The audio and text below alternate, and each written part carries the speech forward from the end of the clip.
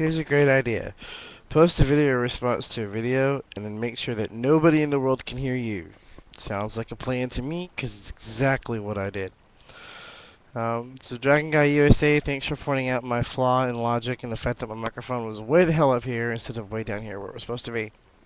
Um, so let me kind of try to remember what I said in my first video, so that way I can say it in response perfectly.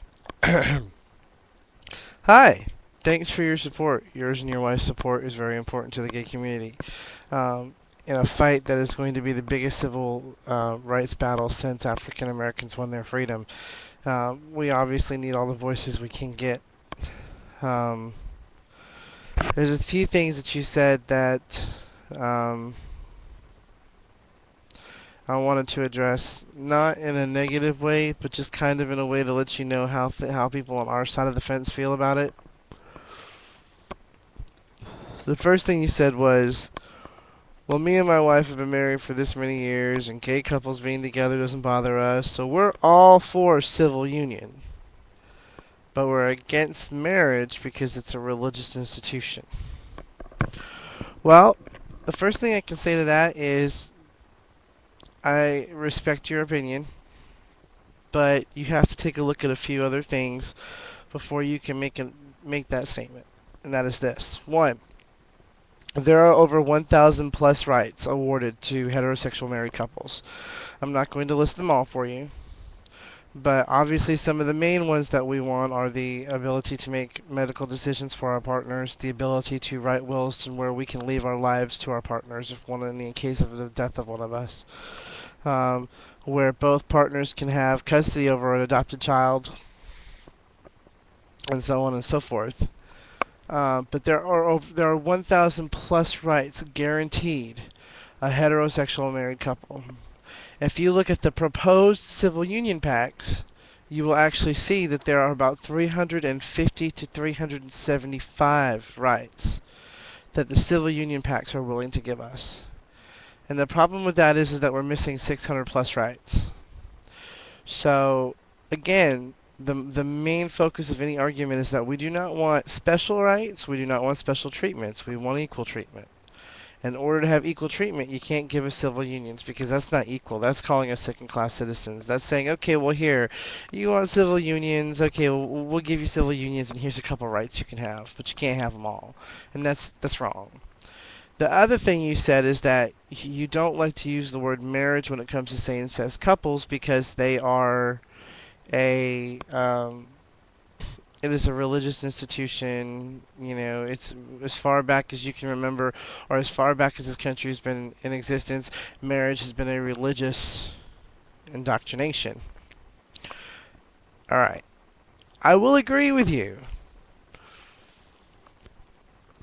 that marriage is a religious indoctrination, and I would still agree with you if we lived, I don't know, say in the 1500s, 1600s. Unfortunately, we live in 2007. The first thing any couple in this country, heterosexual couple, needs to do if they want to get married is what? They don't go to the church and ask for permission. They go down to their city hall, a government building, and they file, it's called an intent to marry. Okay? Which notifies the local, state, and federal government that you plan on marrying your wife, husband, however, whatever happens, your fiance. And then once you answer a bunch of questions, what do they issue you? They issue you a local state marriage license. Right there, that takes the religion completely out of the whole conversation. Because you don't go to the church for your driver's license. You don't go to the church for your hunting and fishing license. You don't go to the church for any kind of licensing.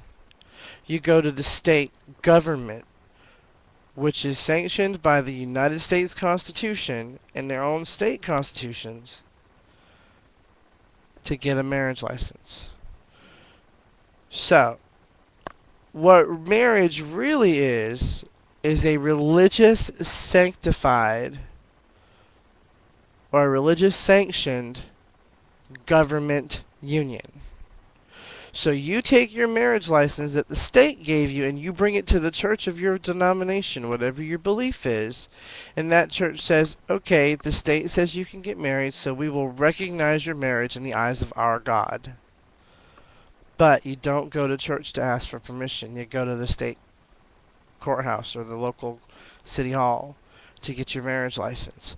So saying that marriage is a religious institution really doesn't count anymore, because you can't just wake up Sunday morning, have everybody get into their dresses and their tuxes and their outfits, go down to the church and get married. Because if you don't have that state issued marriage license, by law, the church can marry you all they want, but in the eyes of God is the only place you're married. In the eyes of the United States government, you're not married.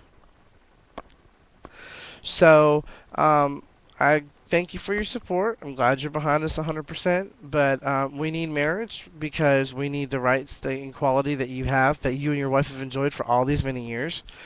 And we also want it because it's not a religious institution anymore. It hasn't been a religious institution for a great many years. It's a state sanctioned union that your religion just happens to get behind when you have once you have that state issued marriage license. So thanks for your support and take care.